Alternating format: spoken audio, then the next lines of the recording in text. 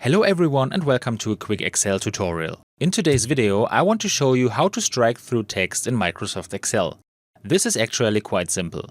To do this I open Excel and here I have two small texts prepared. Now if I want to strike through one of them, I select the cell, go to the Home tab, the Font group and click on the little arrow here at the bottom right. In this new window I find Effects here and that includes the option to strike through the text. If I check the box, I can already see in the preview how this will look like. Now I press OK and my text is crossed out. This works not only with whole cells, but I can also mark text passages. So I select the word don't and I go the same way, Home tab, Font group and the little arrow, select strike through again. And this way I can change the meaning of my text. And that's it for today. I hope you enjoyed the video and I will see you again in the next tutorial. Until then, your tutorial guy. Bye!